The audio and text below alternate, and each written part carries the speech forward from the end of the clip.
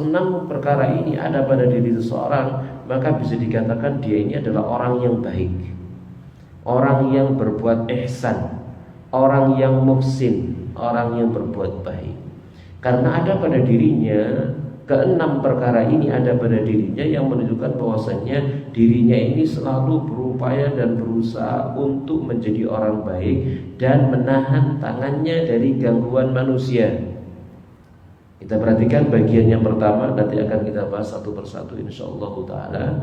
Ya, bagian yang pertama, hadis yang pertama, ucapan yang baik, kalau tidak maka diamlah. Mananya kalau seseorang itu mengatakan hanya mengucapkan yang baik-baik saja, maka dia tidak akan tergelincir dengan lisannya ke dalam api neraka Allah Subhanahu wa taala.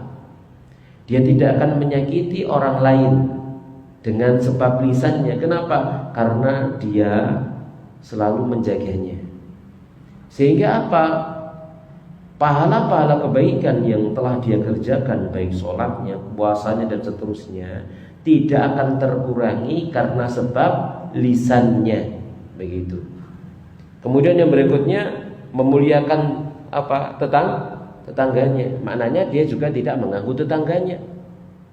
Ya, maka dia dinilai baik oleh tetangganya. Kriteria seseorang itu dipandang baik itu apa, Bu? Apa, Bu? Kriteria seseorang dipandang baik apa, Bu? Kalau tetangganya mengatakan dia orang baik, maka dia adalah orang baik beneran, begitu ya. Jadi kalau tetangga-tetangganya mengatakan tetanggaku ini baik, ya berarti dia baik, begitu. Kalau tetangganya mengatakan orang ini nggak baik, suka ganggu, sudah seterusnya, berarti memang benar dia tidak baik. Dan yang berikutnya adalah memuliakan tamu. Ya, ini pun demikian. Ini sifat daripada orang-orang yang baik. Lalu yang berikutnya adalah dia tinggalkan apa yang tidak penting. Dia selalu melakukan perkara-perkara yang penting untuk urusan dunianya dan untuk urusan akhiratnya, lebih-lebih seperti itu. Dia tidak akan buang-buang waktunya pada perkara-perkara yang sia-sia. Perkara yang sia-sia itu apa, Bu? Donya ka oleh, gitu ya. Duit ka oleh, itu dunia. Pahala juga gak dapat, berarti sia-sia. Isine mek tekor tok. Ya. Iso tekor duwike, iso tekor ganjarane gara-gara dia melakukan dosa. Namanya seorang tatkala dia melakukan dosa kan akan berkurang pahalanya, begitu. Karena timbangannya kan mana yang lebih berat, maka itu akan mengurangi yang lebih ringan, kan demikian. Sama sekalian rahmani rahmakumullah taala. Yang kelima adalah jangan marah. Tidak mudah marah, begitu ya. Maka orang yang nggak mudah marah atau selalu menjaga diri agar tidak marah, itu kan sebenarnya dia sedang menjaga kewarasan dirinya sendiri, kan begitu. Kalau orang mudah marah, didik muring-muring kan begitu, ya tambah suwi tambah cepat napa, Bu? Jadi wong Jawa muring-muringan cepat napa? Cepat tuwek. Lek cepat tuwek berarti cepat. Nah, ini ku gandengane. Ya, muring-muring cepat tua, elek cepat tua, cepat mate. Jamaah sekalian rahimani wa rahmakumullah taala, la taghdab, jangan marah. Dan yang keenam, tidak beriman seseorang di antara kalian hingga dia mencintai untuk saudaranya apa yang dia cinta untuk dirinya sendiri. Nah, inilah di antara ciri daripada orang-orang yang baik. Dikatakan cirinya orang-orang baik, dan juga itu adalah cirinya orang-orang yang beriman kepada Allah dan hari akhir. Dikarenakan kita semuanya mengetahui jamaah sekalian rahmani rahmakumullah taala, pada hari kiamat nanti itu akan ada orang yang bangkrut. Gimana Bu orang yang bangkrut itu? Orang yang datang pada hari kiamat dalam keadaan apa? Dalam keadaan membawa pahala puasa, membawa pahala sholat, membawa pahala haji, membawa pahala sedekah. Tapi dulu di dunia dia menyakiti orang lain. Dulu di dunia dia memukul orang ini, dia mencaci orang yang ini, dia menumpahkan darah orang ini, dia mengambil harta orang yang ini. Gitu ya. Jadi kaitannya dengan kezaliman kepada manusia. Maka apa akibatnya? Ya, pahala sholatnya dibagi-bagikan kepada orang yang dia zalimi. Kalau ternyata pahalanya habis sementara hutangnya masih ada, maka dia akan menanggung dosanya orang-orang yang dia zalimi. Akhirnya dia bangkrut. Ya, perasaan mati, dia banyak mengamalkan amal-amal soleh, ternyata habis amal solehnya, dibuat untuk membayar, nanggung, begitu ya, kezaliman yang dulu pernah dia kerjakan. Nah, adapun orang yang dia mengamalkan ke-6 hal yang disimpulkan di dalam 4 hadis ini, gitu ya, maka dia akan terjaga dirinya dari menzalimi orang lain. Dia akan menjaga dirinya dari berbuat zalim kepada orang lain. Dia akan menjaga dirinya dari perbuatan yang melampaui batas kepada orang lain, sehingga dia selamat dengan amal solehnya. Tidak berkurang amal solehnya. Amal solehnya akan dia nikmati sendiri, begitu nanti pada hari kiamat. Di samping juga pahala kebaikan-kebaikan dia yang dia lakukan kepada manusia yang lainnya. Mari kita lanjutkan apa yang disampaikan oleh muallif, yakni Dr. Mehran Mahir Utsman hafizahullah taala. Dia mengatakan, hadis ini menunjukkan bahwa iman kepada Allah dan hari akhir akan membuahkan kebaikan, mendorong beramal dengan amal-amal salih, dan tidaklah keimanan salah seorang di antara kita akan diterima kecuali jika amalnya membenarkannya. Makanya dikatakan di sini, man kana yu'minu billahi wal yaumil akhir. Siapa yang beriman kepada Allah dan hari akhir. Ternyata bukan sekedar hanya pengakuan, aku beriman kepada Allah, aku beriman kepada hari akhir. Harus ada pembuktiannya, harus ada pembenarannya. Nah, pembenarannya itu dengan apa? Dengan amal soleh, dengan mengucapkan kata-kata yang baik, dengan memuliakan tamunya, dengan memuliakan tetangganya. Itu bukti kebenaran iman yang dia ucapkan begitu. Tapi kalau kemudian ada seseorang yang dia mengaku, aku beriman kepada Allah, aku beriman kepada Rasulnya, aku beriman kepada hari akhir, tapi omongannya elek.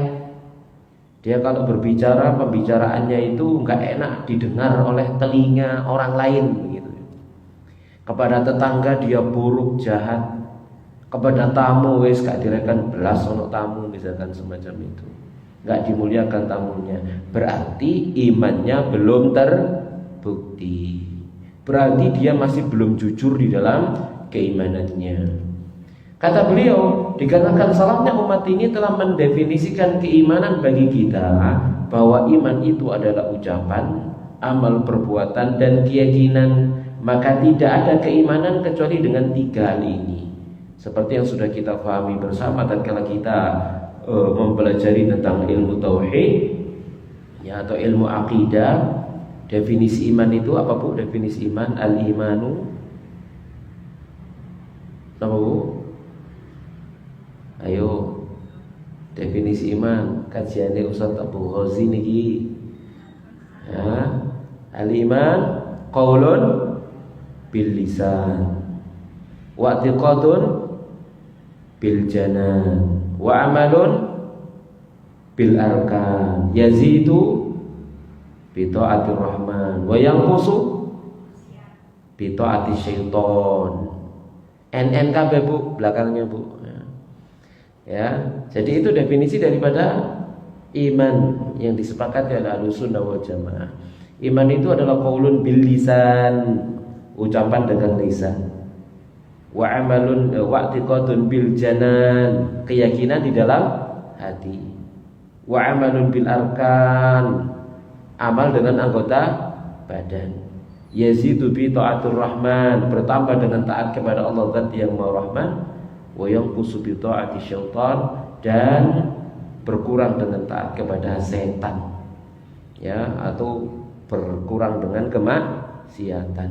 Sama sekalian rahimani rahmakumullahu taala, itu definisi iman.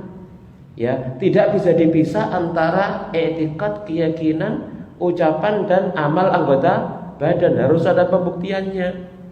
Jamaah sekalian rahmani rahmakumullah taala. Ada seseorang muslimah dinikahi sama seorang muallaf. Ya, ini sebuah contoh tapi salah gitu ya. Contoh tapi salah, tapi kenyataan seperti itu. Ya, dia disukai sama seorang laki-laki keturunan. Lalu kemudian dia melamarnya, dikasih syarat sama keluarganya, kamu harus masuk Islam. Ya, mau. Ya, demi wanita yang dia idamkan gitu kan. Akhirnya kemudian dia menyatakan saat akad nikah dia mengucapkan asyhadu an la ilaha illallah wa anna muhammadan rasulullah, begitu. Dia ucapkan kalimat itu, jamaah sekalian rahimani rahimakumullahu taala. Tapi ternyata kemudian apa? Salat 5 waktu gak kento, Jumatan gak budal, riyoyoan turu. Yes. Kira-kira diterima nggak itu Bu? Syahadatnya Bu? Nggak diterima. Kenapa? Tidak terbukti dengan apa? Amalnya. Nggak terbukti dengan amalnya. Jamaah sekalian rahimani rahmakumullahu taala, tidak terbukti dengan amalnya. Ya. Yang kasihan siapa Bu? Istrinya, muslimah ini. Ya. Kemudian sampai anaknya ada beberapa anak begitu ya. Namun kemudian ya alhamdulillah di akhir-akhir ini, belakangan ini Allah Subhanahu wa taala rupanya berikan hidayah kepada dia. Ya, kemudian sudah berangkat ke masjid ya. Alhamdulillah. Namun awal-awalnya dulu seperti itu, jamaah sekalian rahmani rahmakumullah, tidak membuktikan apa keislamannya. Jamaah sekalian rahimani rahmakumullah taala. Jadi tidak bisa dipisah. Iman itu tidak akan diterima kecuali dengan 3 hal tadi itu. Kita lanjutkan. Kata mu'allif, sebuah ungkapan milik salah seorang ulama di zaman kita ini membuat saya takjub, kata beliau. Dia berkata di dalamnya, kumpulkanlah 5 nun di dalam hati, di dalam pendefinisianmu bagi iman. Tadi yang kita ucapan dengan lisan, yakni qaulun bil lisan, ya, keyakinan dalam hati, yakni i'tiqadun bil janan, kemudian perbuatan dengan anggota badan, wa amalun bil arkan, bertambah dengan ketaatan kepada Ar-Rahman, yaitu yazidu bi ta'atur Rahman, dan berkurang dengan ketaatan kepada setan, yaitu yang kusubi ta'ati syaitan, ya. Jadi ini yang tadi kita sebutkan. Ya. Jadi itu silakan dicatat. Napa Bu? Arabnya napa Bu? Qaulun bil lisan, wa i'tiqadun bi al-janan, wa amalun bi al-arkan, yazidu bi ta'atir rahman, wa yanqusu bi ta'ati syaitan. Nah, itu definisi iman. Ya, definisi iman, jamaah sekalian rahimani rahmakumullah taala. Maka barang siapa meyakini yang demikian, dia terbebas dari pikiran irja, di mana orang Murji'ah mereka tidak memasukkan amal dalam penamaan iman. Kalau orang Murji'ah mereka tidak memasukkan amal dalam iman. Bagi orang Murji'ah itu, jamaah sekalian rahimani rahmakumullah taala, kiai sama pelacur sama, gitu ya. Sama-sama mukminnya, ya, yang ahli sholat, ahli puasa, ahli zakat mukmin, dan juga yang ahli judi, ahli khamr, ahli zina juga mukmin. Menurut mereka seperti itu.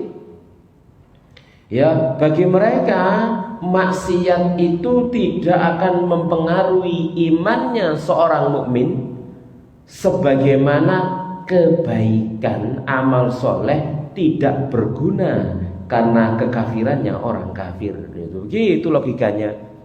Ya, logika mereka seperti itu. Kalau ada orang kafir berbuat baik, kebaikannya manfaat tak Bu? Manfaat tak Bu? Orang kafir berbuat baik, kebaikannya manfaat Bang Bu bagi dia? Kok gak yakin ini jawabnya? Manfaat tak Bu? Hah? Enggak manfaat sama sekali. Ya, faja'alna waba'an mantsura. Kami jadikan amal kebaikannya seperti debu yang bertebaran, kata Allah Subhanahu wa taala. Enggak manfaat bagi mereka. Gitu ya. Enggak berguna kebaikan mereka untuk mereka nanti di akhirat. Maka sebagaimana orang kafir amal solehnya enggak berguna, maka pun demikian bagi orang mukmin kemaksiatannya enggak ngaruh. Itu kata siapa, Bu? Orang Murji'ah. Adapun orang Ahlus Sunnah mengatakan iman itu yazidu wa yanqusu, bertambah dan berkurang. Bertambah dengan ketaatan kepada Allah, berkurang dengan bermaksiat kepada setan atau durhaka kepada Allah Zat yang Maha Rahman. Jadi Murji'ah mereka tidak masukkan amal dalam penamaan iman. Sementara Allah Subhanahu wa taala berfirman dalam Al-Qur'an, "Wa ma kana Allahu liyudhi'a imanakum." Dan tidaklah Allah itu menyia-nyiakan iman kalian, dalam surah Al-Baqarah ayat 143. Nah, yang dimaksud dengan iman di sini adalah salat kalian. Kenapa? Karena ini berkaitan dengan penasahan dinasahnya kiblat yang sebelumnya ke Baitul Maqdis kemudian diganti ke Ka'bah. Nah, para sahabat itu bertanya kepada Nabi SAW tentang orang-orang yang sholat ke Baitul Maqdis sebelum binasanya kiblat. Gimana sholat mereka? Yang selama ini sholat mereka ke Baitul Maqdis diterima atau tidak? Begitu ya. Sekarang kan dipindah ke Ka'bah. Lalu sholat mereka, sholat kita dulu yang sholat menghadap ke Baitul Maqdis itu manfaat enggak? Diterima enggak? Batal enggak? Begitu. Maka turunlah ayat tersebut, yaitu wa ma kana Allahu liyudhi'a imanakum. Allah tidak akan menyanyiakan iman kalian, ai salat kalian. Jadi Allah menyebut salat itu dengan kata iman, menunjukkan bahwasanya amal itu adalah bagian dari iman dan amal tidak bisa dilepas dari iman. Maka ia adalah dalil amal adalah bagian dari iman. Kemudian kata beliau, dan tidak dikatakan amal adalah salah satu syarat di dalam iman. Tidak dikatakan amal adalah satu syarat di dalam iman. Ini salah. Maka ucapan Anda bahwa amal adalah syarat akan mengeluarkan amal dari penamaan iman. Dikarenakan syarat itu di luar substansi sesuatu yang disyarati. Yang benar adalah dikatakan dengan apa yang dikatakan oleh salaf kita, amal adalah bagian iman, bukan syarat. Ya, bagian dari iman, bukan syarat. Kenapa? Kalau dikatakan syarat, jamaah sekalian rahmani rahimakumullahu taala, maka itu bisa menjadi seperti orang Khawarij yang mereka mudah untuk mengkafirkan dan mengeluarkan seseorang dari iman. Kenapa? Syaratnya nggak terpenuhi berarti kafir. Begitu. Gampang mereka membatalkan iman seseorang. Ya. Kenapa? Karena mereka memasukkan amal itu adalah syarat iman, memasukkan tidak bermaksiat itu adalah syarat iman. Tatkala mereka tidak mau beramal berarti seperti orang sholat tanpa wudhu. Apa yang terjadi, Bu? Kalau ada orang sholat tanpa wudhu, gimana sholatnya? Tidak sah. Maka kalau ada orang misalkan dia mengaku beriman tapi dia tidak mau beramal, maka gampang sekali mereka mengatakan imannya tidak sah, dia kafir. Atau misalkan ya tidak bermaksiat itu adalah syarat iman, maka mereka gampang sekali mengatakan pezina kafir, gitu ya, peminum khamar kafir, begitu. Mereka yang berhukum dengan hukum selain hukumnya Allah kafir, begitu, gampang sekali. Ini kelompok siapa, Bu? Khawarij. Beda dengan Murji'ah. Kalau Murji'ah tadi gampang banget, sangat menggampangkan. Ya, kalau yang kelompok Khawarij ini ekstrim, ya, ini ekstrim kanan nih. Kalau yang tadi itu ekstrim kiri. Sama sekali rahmani rahimakumullahu taala. Adapun Ahlus Sunnah ada di tengah-tengah mereka. Maka ucapkanlah dengan ucapan salaf dan jangan menyusahkan diri, yaitu gampang. Tadi itu seperti definisi iman. Amal adalah bagian dari iman dan bukti daripada keimanan. Ya mas sekalian rahmani rahimakumullahu taala. Kata beliau, dan hadis tersebut menunjukkan bahwa beriman dengan hari akhir akan memotivasi untuk melakukan segala kebaikan dan meninggalkan segala yang diharamkan, karena dia beriman dengan hari akhir. Beriman dengan hari akhir itu diawali dengan beriman apa yang ada setelah kematian. Beriman dengan hari akhir itu diawali dengan iman dengan azab dan nikmat kubur. Lalu beriman dengan hari kebangkitan. Beriman dengan dikumpulkannya manusia di padang mahsyar. Beriman dengan saat manusia itu nanti dihisab di hadapan Allah Subhanahu wa taala langsung tanpa penerjemah. Kemudian beriman dia dengan hari penghitungan amal, penimbangan amal, pembagian buku catatan amal, kemudian penyeberangan di atas neraka jahanam yang puncaknya surga atau neraka. Maka tatkala seseorang itu beriman dengan hari akhir seperti ini, maka dia akan termotivasi untuk melakukan segala kebaikan dan dia akan terhenti dari melakukan yang diharamkan karena dia takut akan azab api nerakanya Allah Subhanahu wa taala. Karena dia penuh harap dengan surganya Allah Subhanahu wa taala. Maka seorang manusia, kata mu'allif, jika dia yakin bahwa dia akan kembali kepada Rabbnya, maka dia akan takut kepadanya. Oleh karena itulah tatkala Allah mengancam orang-orang yang mengurangi takaran, dia berfirman, ala yadhunnu ulaika annahum mab'utsun. Tidakkah orang-orang itu menyangka bahwasanya mereka itu akan dibangkitkan liyaumin azim, pada hari yang besar, yauma yaqumun nasu lirabbil alamin, yaitu pada hari manusia akan berdiri untuk menghadap Rabbul Alamin, Tuhan alam semesta. Diingatkan sama Allah Subhanahu wa taala, jangan khianat, jangan mengurangi timbangan. Kenapa? Kalian akan kembali kepada aku.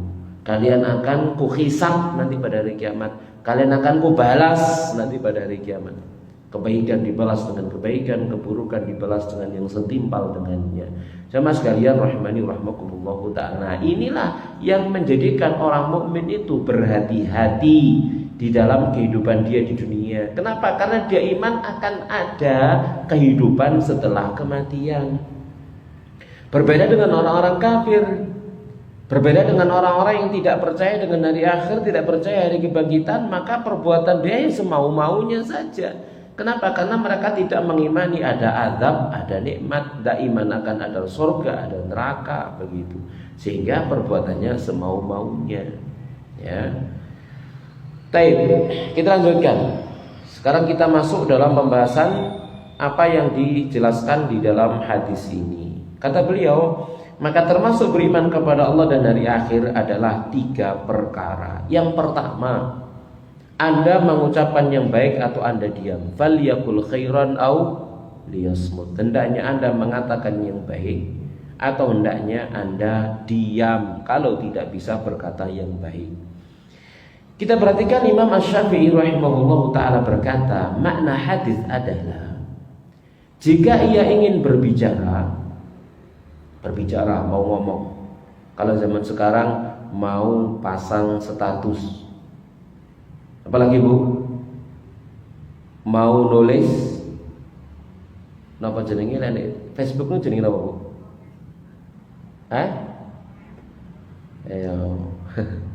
Mau nulis sesuatu di media sosialnya misalnya, ya, mau nge-share sesuatu, maka hendaknya ia berpikir lebih dulu. Mikir dulu, mau nulis ini mikir. Jika nampak bahwa ucapan tersebut tidak membahayakannya, tidak mendatangkan madarat, maka bicaralah, maka tulislah. Dan jika nampak bahwa padanya terdapat madarat atau ragu-ragu kira-kira ini manfaat atau tidak, madarat atau tidak, maka diamlah. Maka hendaknya dia diam. Jamaah sekalian rahimani wa rahimakumullah taala. Kita ini tidak dituntut oleh Allah Subhanahu wa taala untuk mengomentari segala sesuatu. Tidak dituntut. Ya, tidak disuruh. Dan ada kewajiban bagi setiap kita untuk mengomentari segala sesuatu, untuk menulis segala sesuatu. Enggak, jamaah sekalian rahimani rahmakumullahu taala. Jadi kalau berkata menulis sesuatu zaman sekarang misalkan dengan media kita harus mikir. Ya, falyaqul khairan au liyasmut. Ucapkan yang baik, tulis yang baik, kalau tidak maka diam saja. Diam itu lebih baik. Kata beliau, dan kebaikan adalah setiap lafaz yang akan dihisab bagi Anda di timbangan kebaikan Anda. Kalau kita menulis baik, maka ditulis dalam timbangan kebaikan. Ya, kalau kita menulis itu sia-sia, ya sia-sia. Itu namanya buang-buang waktu. Kalau menulis keburukan, akan ditulis dalam timbangan amal keburukan.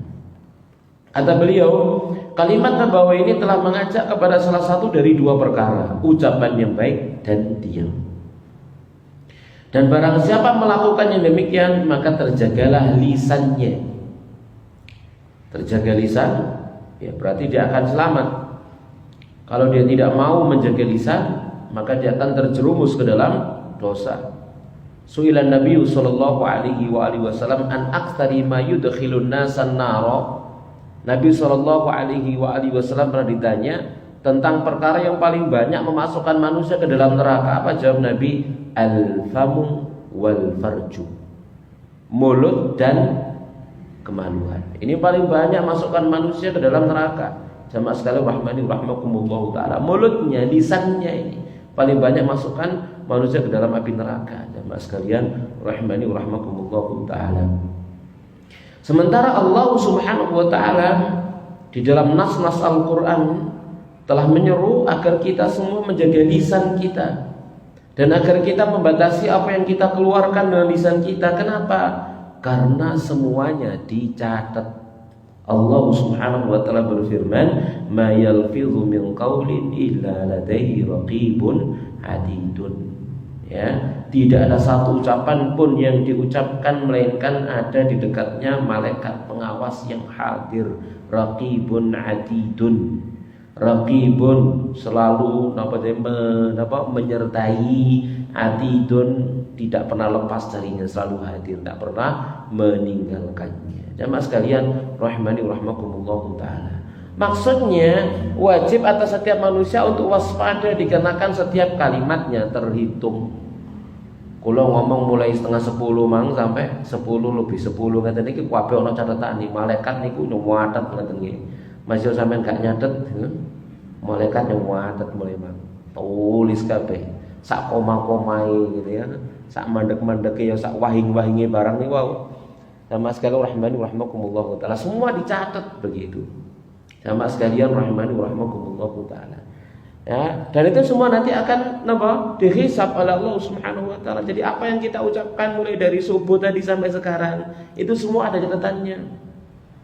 Tidak lepas dari catatan para malaikat. Jamaah sekalian rahimani rahmakumullah taala. Makanya ya kita mengimani akan ayat dan hadis ini menjadikan kita hati-hati dengan apa yang kita keluarkan dari lisan-lisan kita.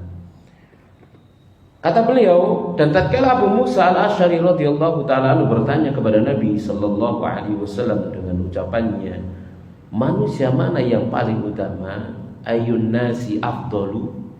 Maka Nabi sallallahu alaihi wasallam bersabda, man salimal muslimuna min lisanihi wa yadihi. Orang yang kaum muslimin itu selamat dari lisan dan tangannya. Ini adalah orang yang Islamnya terbaik, yaitu seseorang yang kaum muslimin yang lain selamat dari lisannya. Lisannya tidak pernah menyakiti orang, tangannya pun demikian tidak pernah menyakiti orang. Berarti mafhum mukhalafahnya, manusia yang paling buruk itu siapa? Kenapa bu mafhum mukhalafahnya? Yaitu manusia yang kaum muslimin yang lain tidak selamat dari lisan dan tangannya. Ini manusia terburuk, manusia yang Islamnya Islam terburuk bagi dia, yaitu kaum muslimin yang lain itu tidak selamat dari lisan dan tangannya. Begitu. Jamaah sekalian rahimani rahmakumullah taala. Jadi manusia yang terburuk itu manusia yang dijauhi oleh orang di sekitarnya.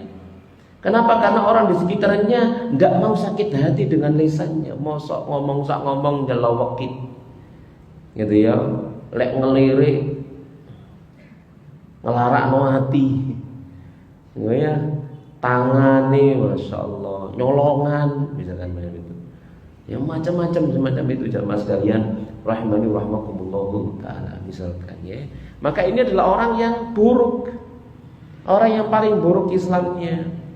Ya, sementara orang yang paling baik Islamnya adalah orang yang kaum muslimin yang lain selamat dari lisan dan tangannya. Di dalam Sahihain dari Abu Hurairah radhiyallahu taala anhu, dia pernah mendengar Nabi sallallahu alaihi wasallam bersabda, "Innal 'abda la yatakallamu bil kalimah." Sesungguhnya seorang hamba benar-benar dia berbicara dengan satu pembicaraan, mayatabayyanu fiha, yang dia belum jelas apa yang ada padanya, yazillu biha finnar, lalu dia tergelincir karena sebab katanya atau kalimat-kalimat yang dia ucapkan, ab'ada mimma bainal masyriqi wal maghrib, terjerumus ke dalam api neraka lebih jauh dari jarak antara timur dan barat. Kalau dihitung jarak timur dan barat itu kira-kira pinten, Bu?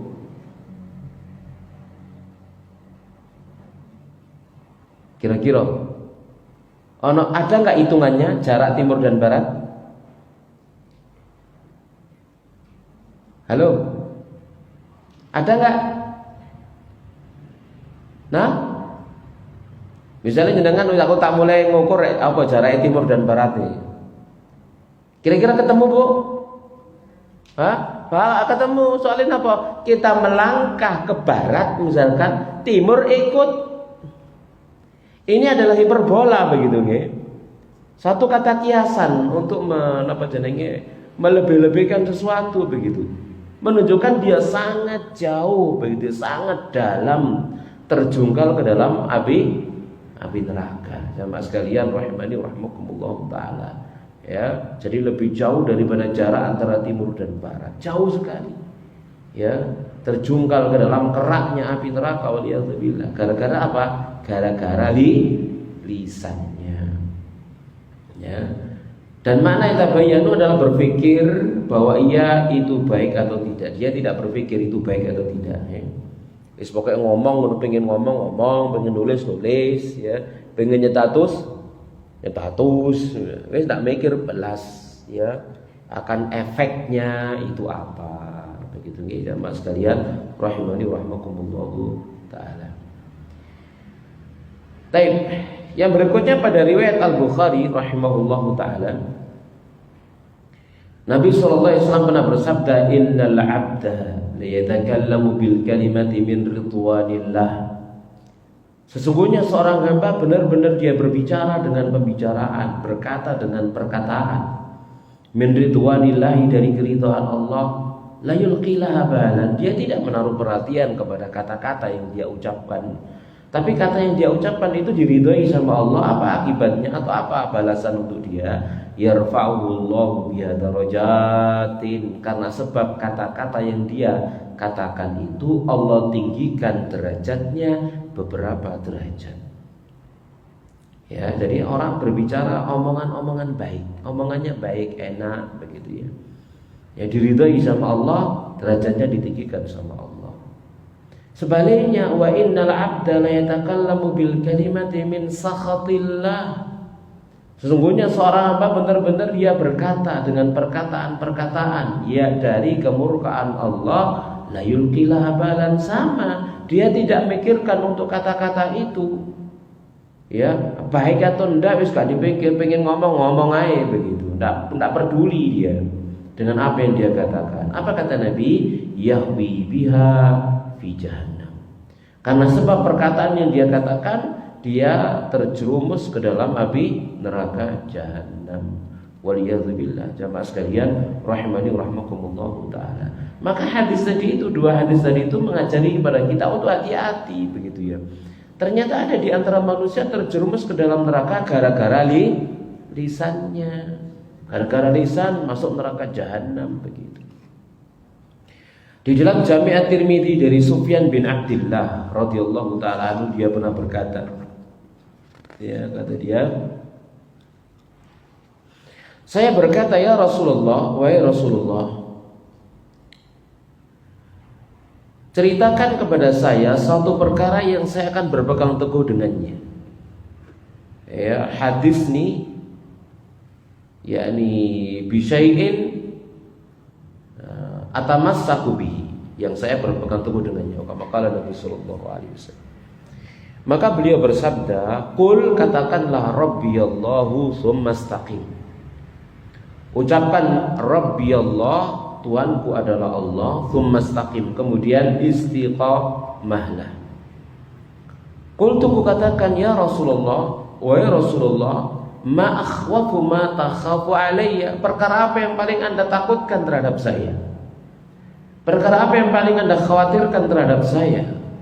Fa akhadha bilisani nafsihi, maka Nabi pun memegang lisan beliau, tsumma qala hadza, ini. Jadi perkara apa yang paling Anda khawatirkan kepada saya? Nabi memegang lisannya sambil berkata hadza, ini. Ini yang paling dikhawatirkan Nabi sallallahu alaihi wasallam, menjadi sebab masuknya umatnya ke dalam neraka gara-gara lisannya. Jamaah sekalian rahimani rahimakumullahu taala. Kemudian dalam riwayat yang lainnya, Nabi sallallahu alaihi wasallam bersabda, la tukthirul kalama bighairi dzikrillah. Jangan kalian perbanyak ucapan tanpa zikir mengingat Allah. Kenapa? Fa inna kathratal kalami bighairi dzikrillah qaswatun lil qalbi. Karena banyak ngomong tanpa zikir mengingat Allah itu kekerasan untuk hati. Wa inna ab'adan nasi minallah al-qalbul qasi, dan sesungguhnya manusia yang paling jauh tempatnya dari Allah adalah orang yang hatinya keras, kata Nabi sallallahu alaihi wasallam. Ya, ini mengajari kita untuk banyak ngomong, napa sedikit ngomong, Bu? Sedikit ngomong. Berarti meneng gitu ya. Jadi orang pendiam, gak ngomong belas ya. Jadi gak ngomong oleh gak ditanggap. Gitu, Bu? Gitu, Bu? Ya enggak juga gitu ya. Maksudnya apa di sini? Ngomong yang perlu, yang ada kepentingan ngomong, wae ngomong-ngomong, wae meneng. Itu maksudnya, ya. Ya, bukan kemudian napa ngomong tok gitu ya, wae meneng sih ngomong ae. Gitu ya. Bukan juga meneng tok wae ngomong meneng ae, bukan begitu. Jamaah sekalian rahmani rahimakumullahu taala, tetapi sesuai dengan hajat. Itu dimaksud. Jamaah sekalian rahimani rahimakumullahu taala.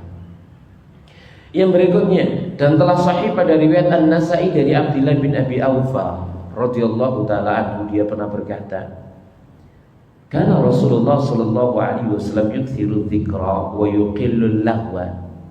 Adalah Rasulullah SAW itu banyak berzikir dan mensedikitkan al-lahwa, kesia-siaan. Ya, jadi kalau diam sudah banyak berzikir, menyebut asma Allah taala, tidak mengucapkan perkataan-perkataan yang sia-sia atau melakukan perkara-perkara yang sia-sia. Wa yutilu salata, beliau itu panjangkan salat. Wa yuqassirul khutbata, beliau itu perpendekkan khutbah. Kalau salat panjang, kalau khutbah pendek. Ya jangan dibalik, salatnya pendek, khutbahnya tawa. Masya Allah, nih kebalik dari sunnahnya gitu ya.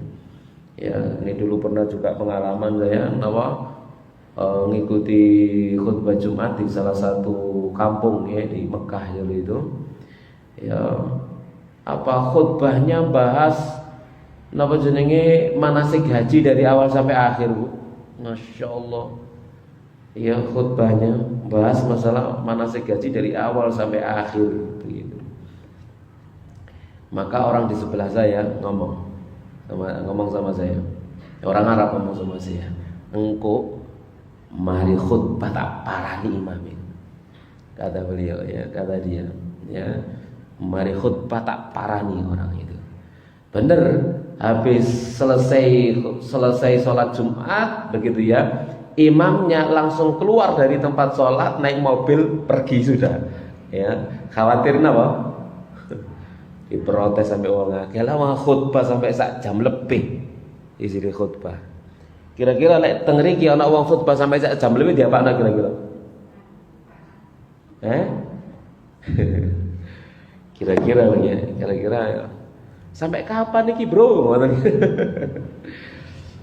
Ya, apalagi di masjid yang dekat dengan pabrik kan ya, dekat dengan perkantoran, yang tentunya ya harus paham orang itu. Khutbahnya pendek-pendek 10 menit, 15 menit itu cukup, tak perlu panjang-panjang. Nah, ini Nabi Shallallahu alaihi wasallam sholatnya panjang, khutbahnya pendek. Wala ya'nafu an yamshiya ma'al armalah. Dan beliau tidak pernah merasa rendah berjalan dengan janda wal miskin dan orang-orang miskin. Fayaqdiya lahul hajata, kemudian menunaikan hajatnya. Ya mas sekalian rahimani rahimakumullah taala. Jadi ini yang dilakukan oleh Rasulullah SAW. Menjadi pembahasan kita, Nabi itu banyak berzikir, sedikit melakukan kesia-siaan. Artinya apa? Tidak banyak ngomong yang sia-sia. Sama sekali rahmani rahimakumullahu taala. Dan termasuk hal yang disebutkan dari Isa alaihi salatu wassalam adalah beliau pernah berkata, tuba liman khazana lisanahu. Beruntung bagi orang yang dia menyimpan lisannya. Beruntung bagi orang yang dia menyimpan lisannya. Jamaah sekalian rahimani rahimakumullahu taala. Ya. Di dalam hadis yang lainnya yang disebutkan oleh mu'alif di sini, Nabi pernah bersabda, man yatman lima baina lahyaihi wa baina fakhidaihi atmanu lahul jannah. Kan begitu ya. Barang siapa yang mau menjamin untukku apa yang ada di antara dua rahangnya dan apa yang ada di antara dua pahanya, ku jamin surga. Jamin apa itu, Bu? Jamin lisan tidak mengatakan kecuali yang baik, dan jamin kemaluan tidak digunakan untuk yang haram. Maka dijamin surga oleh Nabi Sallallahu Alaihi Wasallam. Tapi kita lanjutkan yang berikutnya. Wasiat kedua dari Nabi Sallallahu Alaihi Wasallam adalah man kana yu'minu billahi wal yawmil akhir falyukrim jarahu. Barang siapa yang beriman kepada Allah dan hari akhir, hendaknya dia memuliakan tetangganya. Sekarang kita bicara tentang tetangga, tetapi tentang lisan. Tidak berkata kecuali kebaikan. Sekarang tentang tetangga. Al-Auza'i dan Al-Hasan rahimahumallahu ta'ala, serta yang sebelum keduanya adalah Ibunda Aisyah radhiyallahu ta'ala anha, berpendapat bahwa batasan tetangga adalah 40 rumah dari segala arah. Itu berarti tetangga 40 rumah kanan, 40 rumah kiri, 40 rumah depan, belakang. Wakai berarti nggih. Petang puluh omah ya jamaah sekalian rahimani rahimakumullah, dari segala arah. Berarti yo dawa panjang dikatakan tetangga. Nah, itu semuanya kita punya kewajiban untuk memuliakan mereka, ya. Dan seandainya ada seorang berkata ini adalah sebuah masalah yang kembali kepada uruf, kebiasaan yang berlaku dan diukur, ditentukan dengannya, maka pastilah itu lebih dekat kepada kebenarannya sesuai dengan uruf. Ya mas sekalian rahimani rahimakumullahu taala, ya. Wallahu a'lam. Jadi sesuai dengan uruf. Ya. Kadang napa jenenge dalam suatu kampung saking padete begitu nggih. Temboke gak tahu pisah wong ya. Wempel kabeh sampai lebih dari 40 rumah misalkan ya. Tonggo kabeh begitu. Sama sekalian rahimani rahimakumullah taala. Atau kalau kita gampangkan sekarang dikatakan tetangga sa-RT, tonggo kabeh wis. Misalkan begitu. Maka mereka adalah orang yang paling berhak untuk mendapatkan pemuliaan dari kita. Kita perhatikan Nabi Sallallahu Alaihi Wasallam pernah berwasiat terhadap tetangga dalam banyak hadis beliau Sallallahu Alaihi Wasallam. Di antaranya hadis Tirmidzi rahimahullahu taala. Hadis Tirmidzi, Nabi pernah bersabda, wa khairul jirani indallahi khairuhum lijarihi. Dan sebaik-baik tetangga di sisi Allah adalah yang terbaik di antara mereka kepada tetangganya. Jadi sebaik-baik tetangga adalah yang terbaik kepada tetangganya. Ya. Jamaah sekalian rahimani rahimakumullah taala. Kira-kira kebaikan seperti apa ya yang kita lakukan kepada tetangga, Bu? Kira-kira, Bu? Apa, Bu? Kira-kira kebaikan seperti apa, Bu? Ada baik, ada berbuat baik. Itu beda nih. Ada orang baik, ada orang yang berbuat baik.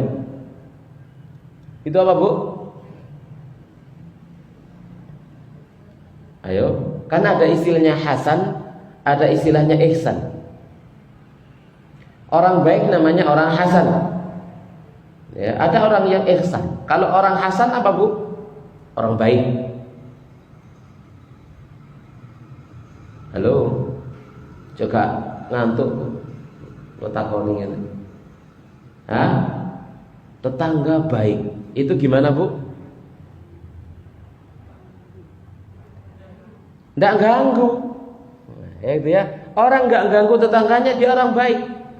Nggak ganggu dan memberikan manfaat, gitu ya. Ini adalah orang baik.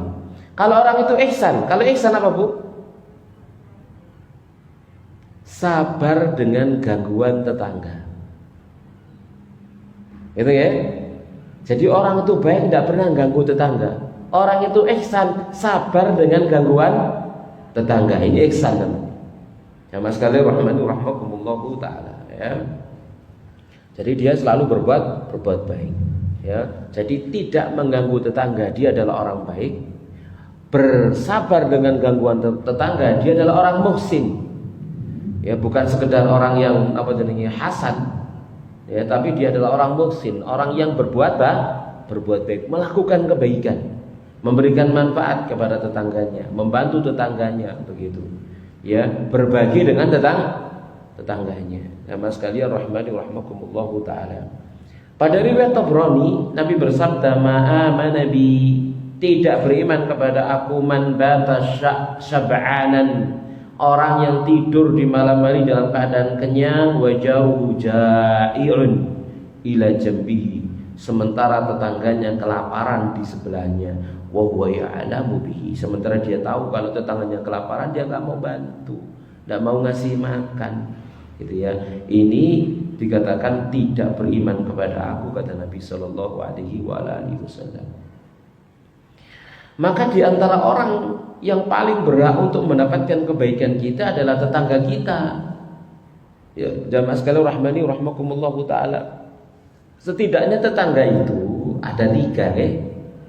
Tetangga itu ada 3. Yang pertama muslimun, ya, qaribun, ya, jarun, dia itu muslimun qaribun, tetangga yang dia muslim lagi kerabat. Maka dia punya 3 hak: hak sebagai tetangga, hak sebagai muslim, dan hak sebagai kerabat. 3 hak sekaligus yang harus kita tunaikan kepada tetangga ini. Dia adalah saudara kita, kerabat kita, dan dia adalah seorang muslim. Punya 3 hak: hak tetangga, hak muslim, dan hak kerabat. Ada kalanya dia itu bukan bukan kerabat, berarti dia punya 2 hak: hak sebagai tetangga, hak sebagai muslim, gitu ya. Ada kalanya dia bukan seorang muslim tetapi kerabat, ya, maka dia punya hak 2 juga: hak sebagai seorang tetangga dan hak sebagai kerabat. Ada kalanya ya bukan muslim, bukan kerabat, maka hanya tinggal 1. Ya, dia punya hak sebagai seorang tetangga yang wajib untuk dimuliakan. Jamaah sekalian rahimani rahimakumullah taala. Makanya Nabi SAW pernah bersabda dalam hadis Tirmidzi, wa ahsin ila jarik takun mu'minan. Berbuat baiklah kamu kepada tetanggamu, kamu akan menjadi seorang mukmin. Ya, kamu akan menjadi seorang mukmin. Dalam Sahih Bukhari Nabi pernah bersabda, wallahi la yu'min, wallahi la yu'min, wallahi la yu'min, sampai bersumpah Nabi, demi Allah, demi Allah, demi Allah. Itu saja sudah kuat, apalagi kemudian ditambah penafian keimanan, la yu'min, la yu'min, la yu'min. Tidak beriman, tidak beriman, tidak beriman. Dua penegasan sekaligus, sumpah dan penafian keimanan. Qila, dikatakan, waman ya Rasulullah, siapa wahai Rasulullah? Qala alladzi la ya'manu jaruhu bawa'iqahu atau bawayihu, orang yang tetangganya tidak merasa aman dari keburukan-keburukannya, gitu ya. Duwe tangga napa jenenge rusak, ya. Duwe tangga yang selalu apa makan hati. Ya ngomong sak ngomong apa Bu? Nyelekit. Ya, mepe memean ono ae sing ilang, mepe karak dientekno dorone. Ya, dhek ngingupe tik diculno diumbar waras, ben esuk nyaponi teleke. Ya, sore yang ngono nyaponi teleke, jogi dekai tanggane tak urus bae. Kalau ditegur anu aku teras kula kathah teleke. Iya, sing ngangkatnya aku pitike dudu aku sing nelek ngono. Wis repot ditambah ngeten iki ya. Ya, marung ora dhek duwe wit-witan, duwe pelem, wak tau nyiprat belas. Ya, sing dicipratno napa logrokane godhong, bendina nyaponi godhonge gitu ya. Gak tau diuncalno mbok situk mbok loro misalkan. Wah, ini wis tangga model ngene iki enake didongakno napa, Bu? Nah, dungane apa Bu? Ya semoga dapat hidayah. Aja dungane sing elek gak oleh dungane elek nggih. Semoga dapat hidayah insyaallah. Jamaah sekalian rahmani rahimakumullahu taala ya. Seperti itu. Kalau kita dapat nikmat di sini hasud ya, selalu menghibah gitu ya, iri dengki dan lain sebagainya. Pokoknya enggak nyaman kalau ada tetangga seperti ini. Jamaah sekalian rahmani rahimakumullahu taala. Kemudian di dalam musnad dan yang lainnya, qala rajulun, ada seorang laki-laki berkata, ya Rasulullah, wahai Rasulullah, inna fulanata yuzkaru min kathrati salatiha. Ada si fulana disebut dia itu banyak salatnya, wa siyamiha, banyak puasanya, wa sadaqatiha, banyak sedekahnya, ghaira anna tudhi jirana bilisaniha, hanya saja dia itu suka menyakiti tetangganya dengan lisannya. Qala, maka apa kata Nabi? Hiya finnar, dia di neraka. Waliyadzubillah. Ya, perhatikan di sini, banyak salat, banyak puasa, banyak sedekah, tetapi apa? Dia suka nyakiti tetangga, maka masuk neraka. Seakan-akan apa? Dia tidak pernah sholat, dia tidak pernah puasa, tidak pernah sedekah. Kenapa? Karena sholat, puasa dan sedekahnya dibagikan kepada tetangga-tetangganya yang dia sakiti dengan lisannya. Habis pahala sholatnya, habis pahala puasanya, habis pahala sedekahnya. Jadi ketemu Allah habis semuanya. Seakan-akan dia nggak pernah sholat, nggak pernah puasa, nggak pernah sedekah. Waliyadzubillah. Ini contoh orang yang bangkrut tadi kita sebut di awal. Ini bangkrut ketemu Allah Subhanahu wa taala. Lalu dia berkata, ya Rasulullah, fa inna fulanata yuzkar min qillati siyamiha. Sesungguhnya si fulanah yang lain disebutkan sedikit puasanya, wa sadaqatiha wa salatiha, sedikit sedekahnya, sedikit salatnya. Ya, poso sunnah jarang-jarang, sedekah kak, salat sunnah wis, salat sing wajib-wajib itu tuh poin. Gitu ya. Wa inna tasaddaqa bil athwari minal aqiti. Dia itu kalau sedekah hanya dengan potongan-potongan keju saja, sedikit kecil. Tapi wala tu'dhi jirana bilisannya, tidak pernah dia nyakiti tetangganya dengan lisannya. Lalu apa kata Nabi? Hiya fil jannah, dia di surga. Kenapa? Karena dia dapatkan pahala amal kebaikannya sekalipun sedikit sempurna, enggak dikurangi dengan dibagikan kepada orang yang dia zalimi dengan lisannya. Nama sekali rahmani rahmakumullah taala. Ya, maka ya tatkala kita itu menjaga diri kita dari menyakiti dan mengganggu orang lain, yang paling dekat adalah tetangga kita, itu pada dasarnya adalah untuk menyimpan baik-baik amal soleh kita. Itu dalam rangka untuk menyelamatkan amal kita, jangan sampai kita ketemu Allah Subhanahu wa taala dalam keadaan merugi, dalam keadaan bangkrut, karena sebab kita bagi-bagikan amal-amal soleh kita kepada orang lain yang pernah kita zalimi. Jamaah sekalian rahimani rahimakumullah taala. Oleh karena semua hal tersebut, kata mu'alif, telah sahih dalam as-sahihain, sabda Nabi kita Muhammad sallallahu alaihi wasallam, mazala Jibril yusini bil jari, tiada hentinya Jibril memberikan wasiat kepada aku terhadap tetangga, hatta dzanantu annahu sayuwarithu, hingga aku menyangka dia akan memberikan hak waris kepada tetangga. Saking besar hak tetangga.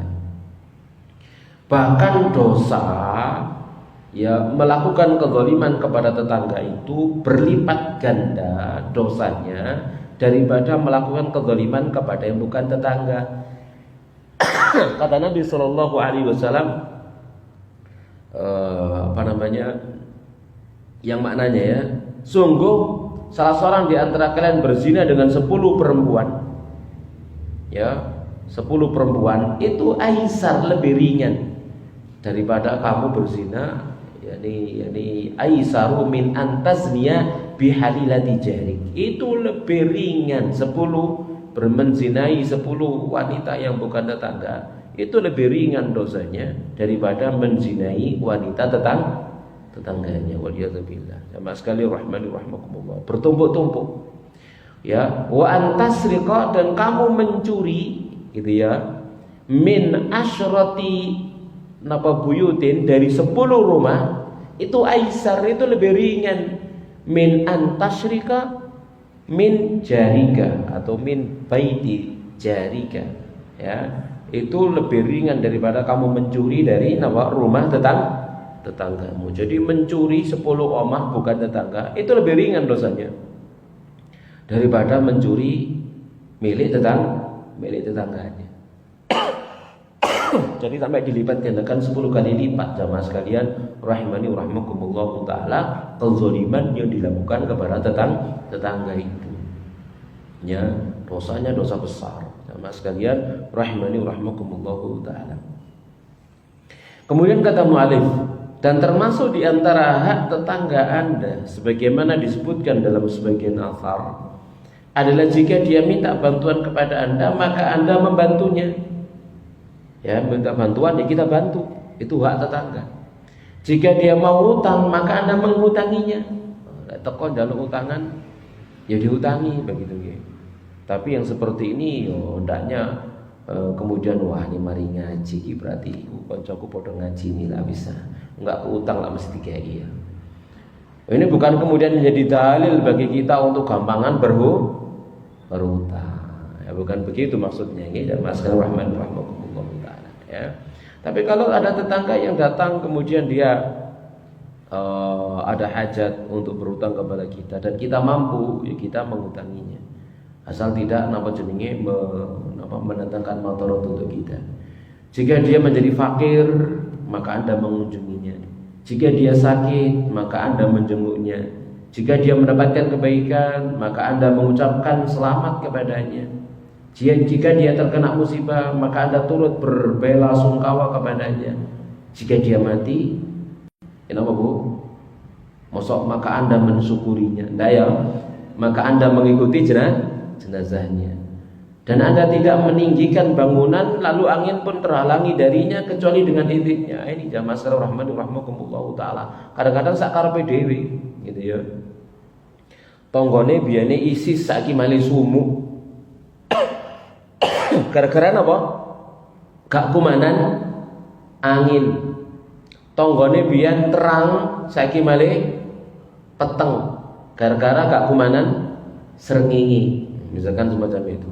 Wah, ini tidak boleh. Jamaah sekalian rahmani rahmakumullah taala. Ya tidak diperbolehkan, bukan seenaknya.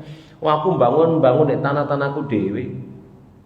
Tak dhuwurnya sampai pitung napa? Pitung napa, Bu? Pitung tingkat rasa karep lho ndak iso sak karep.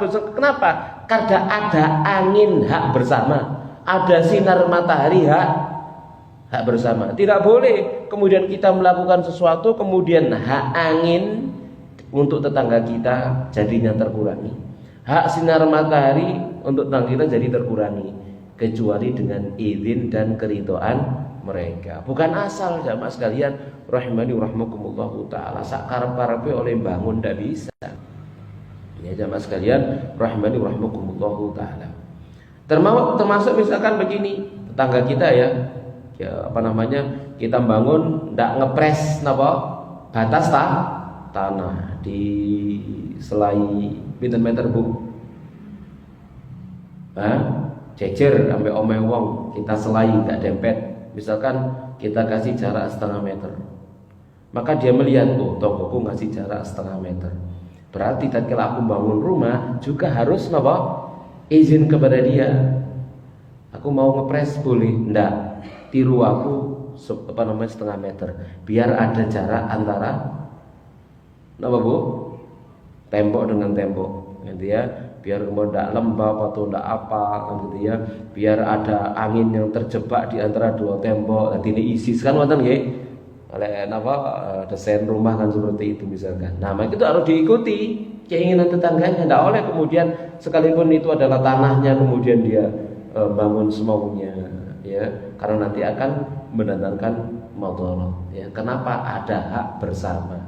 Hak angin udara bersama, hak sinar matahari bersama dan seterusnya, itu tidak boleh terganggu, ya. Ini adab di dalam Islam yang diajarkan. Tidak ada adab seperti ini di luar Islam. Yang di luar Islam pokoknya hak, ya hak sak karepe, digawe sak karep-karepe dhewe. Tidak boleh, jamaah sekalian rahimani rahmakumullah taala, ya. Kemudian kata Malik di sini, dan banyak di antara manusia melakukan hal ini. Salah seorang di antara mereka mencukupkan diri dengan iklan di surat kabar yang tetangganya tidak tahu namanya, lebih-lebih untuk mengamati mereka demi terbebas dari permintaan-permintaan dunia, gitu ya. Tatkala dia misalkan menjual rumahnya, maka orang yang paling berhak membeli siapa, Bu? Tetangganya. Tawarkan dulu kepada tetangganya, jangan kemudian ditawarkan kepada orang lain tiba-tiba saja punya tetangga baru. Sopo wong iki kan begitu. Kenapa al-jar qabla dar, tetangga sebelum rumah. Jangan sampai kemudian tiba-tiba saja rumah tetangga itu jadi milik orang lain, nggak kenal sama sekali. Ini siapa? Begitu ya. Ya, ini penting. Ditawarkan dulu kepada tetangga-tetangganya siapa yang berhak. Jangan memasukkan orang asing di lingkungan tersebut. Jamaah sekalian rahimani rahmakumullah taala, ya. Maka di manakah hak tetangga dan di manakah akhirat? Ya maksudnya apa? Itu nanti ya ada hisabnya di akhirat. Dan di antara hak tetangga adalah jika Anda membeli buah-buahan, maka berikanlah hadiah kepadanya.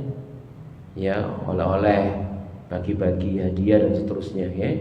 Jika Anda tidak melakukannya, maka masukkanlah buah-buahan tersebut ke dalam rumah dengan sembunyi-sembunyi. Gitu ya. Tatkala kita beli sesuatu misalkan kita nggak bisa berbagi, yo bengi-bengi, ojo malah di diketokno di siang hari, tetangganya melihat, anak-anak tetangga melihat, gitu ya. Kak nyiprat belas, gitu ya. Seperti itu. Jamaah sekalian rahmani rahmakumullah taala. Yang lebih ketok maneh itu tatkala kita punya pohon berbuah, gitu ya. Rambutan, masya Allah wis abang-abang kabeh, palem wis kuning-kuning kabeh, gitu ya. Mari ngono isuk didelok ana, sore wis gak ana, wis entek. Dipanen mbak sing duwe gak nyiprat belas. Wah ini. Jamaah sekalian rahmani rahmakumullah, ini adalah seburuk-buruknya tetangga. Kita lanjutkan sekarang terakhir wasiat ketiga. Maka la yu'minu billahi wal yawmil akhir falyukrim dhaifahu. Siapa yang beriman kepada Allah dan hari akhir, maka hendaknya dia muliakan tamunya.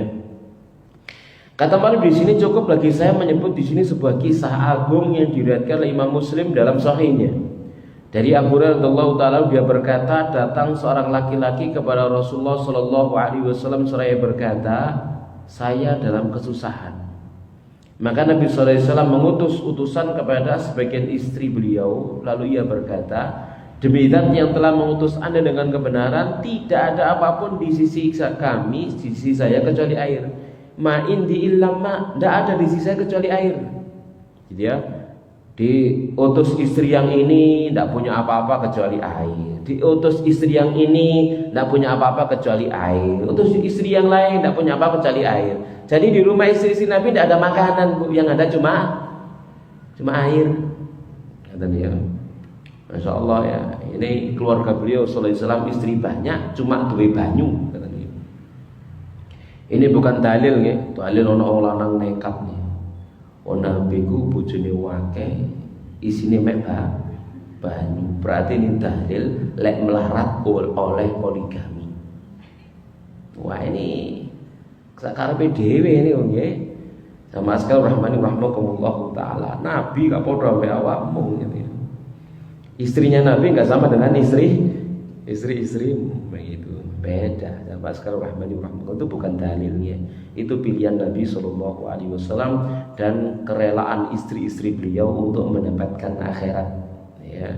Kan mereka pernah ya napa jenenge protes lalu minta kepada Nabi tambahan belanja. Lalu apa yang dikatakan?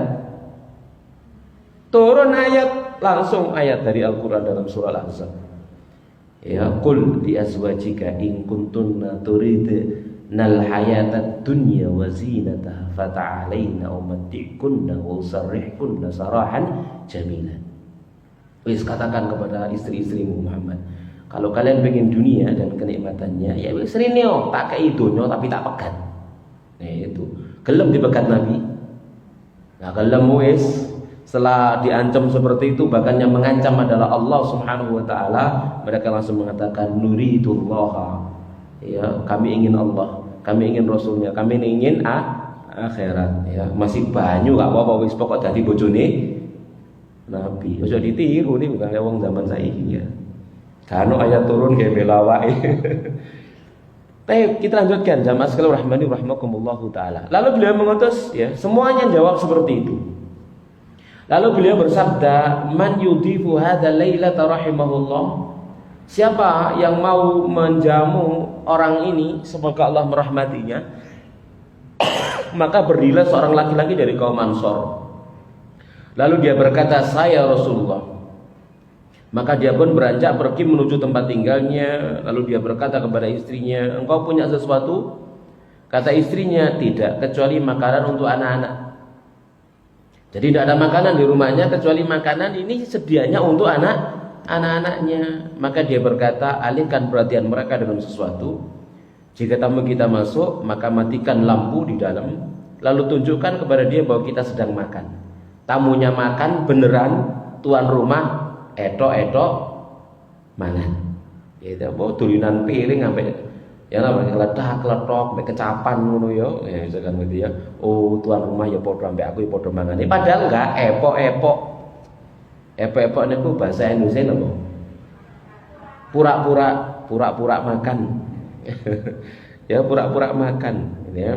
Maka jika dia mulai makan, berdirilah menuju lampu hingga engkau mematikannya. Kemudian mereka pun duduk dan tamu pun makan. Nah di waktu pagi dia berangkat menuju Rasulullah SAW, lalu beliau bersabda, "Qad ajiballahu bin sani'ikuma bidayfikuma lailata." Sungguh Allah itu takjub dengan apa yang kalian perbuat dengan tamu kalian berdua di malam tadi. Di mana sahabat Ansor ini kan sifatnya seperti itu, napa? Mengutamakan orang lain. Wa yu'thiruna 'ala anfusihim walau kana bihim khasasah. Mereka lebih mengutamakan orang lain ya daripada diri mereka sendiri, sekalipun mereka juga membutuhkan. Ini sifat utamanya orang-orang Ansor. Jamaah sekalian rahimani rahimakumullah, yang dipuji oleh Allah Subhanahu wa taala, dan itulah ya kepada tamu. Ya. Seperti juga kalau kita baca dalam surah Adz-Dzariyat, Bagaimana Nabi Ibrahim alaihissalam menjamu tamunya. Datang kepada beliau 3 orang yang sebenarnya adalah para malaikat. Enggak ditanya kalian dari mana, mau apa, urusannya apa. Begitu tamu datang langsung masuk, disuruh duduk, dia masuk belek anak sapi. Padahal enggak kenal. Karena tengah.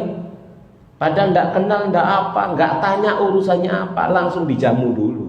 Dijamu, disuruh makan. Mereka enggak mau makan, wong malaikat kok mangan. Setelah dihidangkan makanannya itu, ya baru disuruh makannya enggak makan. Ya, lalu baru kemudian ditanya urusannya apa dan seterusnya. Nah, ini yang diajarkan adab, ya jamaah sekalian rahmani rahimakumullah, di dalam menjamu tamu, memuliakan tamu dengan menjamunya sesuai dengan kemampuan, sesuai dengan kemampuan. Jamaah sekalian rahmani rahimakumullah taala. Demikian apa yang bisa kita bahas. Sebelum kita akhiri, ada pertanyaan kira-kira? Silakan Bu. Jadi itu ya 3 perkara yang termasuk bagian dari iman. Yang pertama apa? Jangan berkata kecuali baik. Kalau tidak bisa maka diam. Yang kedua memuliakan tetangga, dan yang ketiga memuliakan tamu. Baik. Ada pertanyaan? Kita persilakan. Foto.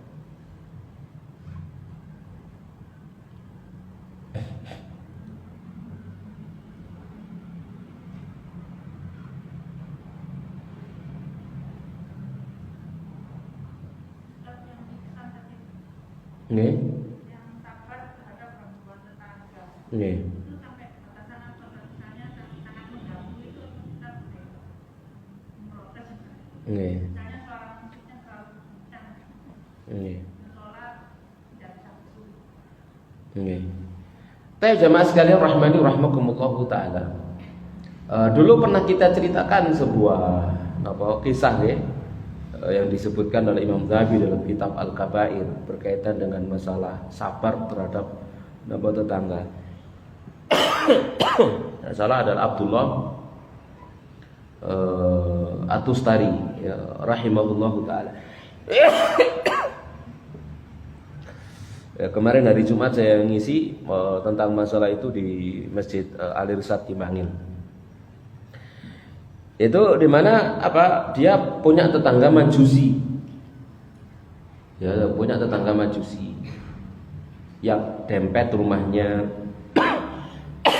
lalu bocor kamar mandinya, ngerembes ke kamarnya. Sama Abdullah At-Tustari ini rahimahullahu taala, kalau siang dia apa kan Bu? Ditadai, dikumpulkan. Kalau malam dibuang. Kenapa enggak dibuang di siang hari? Agar tidak ada yang tahu. Dan itu berlangsung sampai belasan atau puluhan tahun, lama. Ya, dalam cerita itu min zamanin tawil, sejak lama sekali. Ya, itu terus dilakukan bertahun-tahun lamanya. Lalu saat dia sakit, merasa ini sakit, tidak mungkin sembuh, aku mau mati, maka dia nyuruh ahli warisnya untuk manggil tetangganya yang Majusi tadi. Dipanggil lalu diceritakan, kamu lihat di kamar. Maka dia pergi ke kamar. Ini apa ini? Itu adalah rembesan dari kamar mandimu. Itu sudah bertahun-tahun lamanya. Kalau siang kukumpulkan, kalau malam kubuang. Gitu ya. Nah sekarang ku kasih tahu kepada kamu. Kenapa? Karena aku ini kayaknya mau mati. Dan aku khawatir ahli warisku tidak bisa sabar seperti aku. Gitu ya, khawatir nanti dia akan protes kepadamu, maka aku kasih tahu. Maka orang Majusi itu berkata, tu'amiluni ya min zamanin tawilin wa ana baqaitu ala kufri. Gitu kata dia. Ya, jadi engkau memperlakukan aku seperti ini sejak lama, tapi aku masih berada di atas kekufuranku. Maka kata dia, mudda yadaika wa anu asyhadu an la ilaha illallah wa anna Muhammad. Langsung Majusi tadi ini masuk Islam. Kemudian Abdullah At-Tustari itu kemudian wafat rahimahullahu taala. Jadi itu adalah kesabaran kepada tetangga, sabar seperti itu jamaah sekalian rahimani rahimakumullahu taala. Yang kadang-kadang misalkan kita terganggu oleh tetangga yang melakukan kemaksiatan seperti dia memainkan nyetel musik keras-keras dan seterusnya. Ya, maka apakah boleh, pertanyaannya, misalkan kita mengingatkan dia? Ya boleh, tapi dengan cara yang baik, dengan cara yang baik, didatangi dan mohon maaf, kami mau istirahat, gitu ya, misalkan semacam itu, dengan cara yang baik. Orang mana sing duwe gawe kuwi, waduh, duwe gawe gak mandek-mandek nggih, mulai isuk sampai jam 10 bengi. Gimana caranya? Ayo, napa? Hijrah, Bu. Hijrah nang memoro tua. Ya. Ya kalau kita punya seperti itu, ngale ke situ undang ibu aja gitu. Malam ini kita nggak di sini ya. Ya pergi ke sana. Kenapa? Karena itu sesuatu yang perkara yang susah, sulit untuk diingkari kan gitu ya. Kenapa? Karena pada dasarnya mereka merasa tidak melakukan dosa, merasa nggak salah gitu ya. Anggapannya ini boleh begitu ya. Sama sekali rahmani rahmakumullahu taala. Jadi boleh misalkan kita memprotesnya, tapi dengan cara sebaik-baiknya.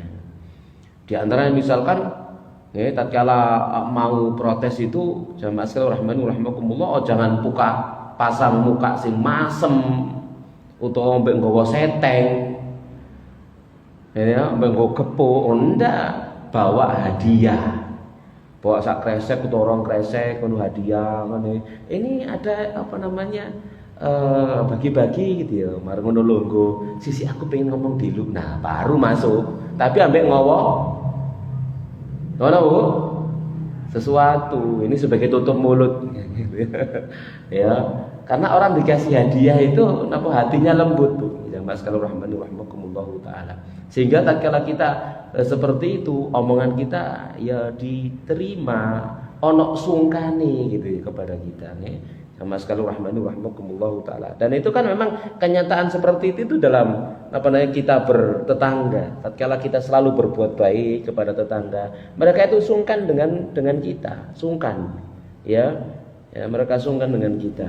Kalau kemudian kita minta ngapunten gitu ya, misalkan semacam itu, mereka akan segera berhenti. Ya Mas sekalian rahmani rahmakumullahu taala. Seperti misalkan ya kita punya anak kecil misalkan gitu ya, di luar anak-anak mereka bal-balan sembarang barut dan seterusnya gitu ya. Tatkala kita sudah sering berbuat baik kepada mereka, kemudian kita keluar, kita buka pintu, lalu kemudian kita panggil anak-anak yang ramai, Dek, ya mohon enggak rame-rame, ada adik bayi lagi tidur misalkan semacam itu.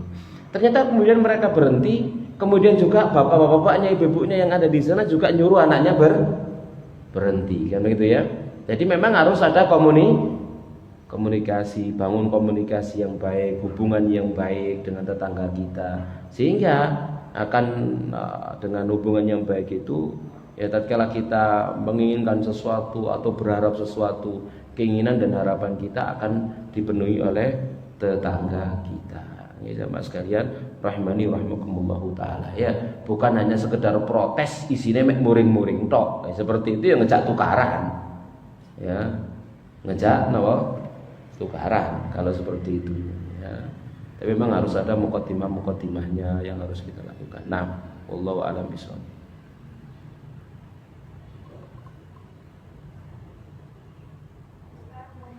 Nggih. Kalau tetangga kita punya anak kecil, terus kan dia suka marahin anaknya itu seperti di luar batas sebenarnya sampai malam jam 12 tuh, kalau ngeliatin anaknya tuh kayak kasihan gitu, anaknya masih sampai SD. Itu kalau saya nanti termasuk saya mengganggu dia sampai. Ya tidak mengganggu, Bu, cuman kan caranya. Ya. Jadi yang penting itu adalah caranya. Caranya gimana kita mengingatkannya. Dan juga ada kan tujuannya kita mengingatkan gimana caranya dia bisa menerima. Kalau saat itu misalkan kita mengingatkan dia saat itu, kira-kira diterima apa enggak? Enggak. Wong muring-muring lagi, wong muring-muring diprotes, dia ngejak malah tambah tukaran. Ada waktu yang lain. Harus cari momen yang tepat. Maka kita harus, kalau kita mau melakukan sesuatu kan tujuannya gimana caranya nasihat saya diterima. Berarti harus cari waktu, suasana yang tepat yang kira-kira nasihat kita diterima. Gitu ya. Ya mungkin buka komunikasi tadi itu, buka kedekatan dengan dia. Ya. Kemudian ada komunikasi dengan dia. Tatkala kita sudah dekat dengan dia, ya mulailah kemudian kita masuk. Tak ujuk-ujuk moro langsung ngasih nasihat dan seterusnya. Itu sulit untuk diterima. Sama sekalian rahimani rahimakumullah taala ya. Jadi tidak harus sesuatu yang tidak pantas, yang tidak seharusnya dilakukan kemudian kita bersegera untuk mengingkari dan memberikan nasihat kepada dia. Tidak harus seperti itu. Ada caranya, ada langkah-langkahnya, dan ada pertimbangan kita. Kalau sekarang langsung saya kasih nasihat, diterima tanda ya. Kalau nggak diterima ya sudah, ya kan ayatnya fadzakir in nafa'ati dzikra, kan begitu ya. Ingatkan jika memang pengingatanmu itu bermanfaat. Kalau ternyata nggak manfaat ya jangan diingatkan sekarang. Nanti tunggu masanya, tunggu waktunya, tunggu momen yang tepat, yang pas. Wallahu a'lam bishawab. Sudah cukup Bu? Cukup ya. Demikian jamaah sekalian rahimani rahimakumullah apa yang bisa kita bahas di kajian kita di pagi hari atau siang hari yang berbahagia ini. Semoga bermanfaat untuk kita semuanya. Semoga Allah Subhanahu wa taala pertemuan kita dalam pertemuan yang berikutnya. Amin ya rabbal alamin. Kita akhiri wassallallahu nabiyana Muhammadin wa ala alihi washabihi ajma'in. Subhanakallah bihamdik asyhadu an la ilaha illa anta astaghfiruka wa atubu ilaik. Assalamualaikum warahmatullahi wabarakatuh.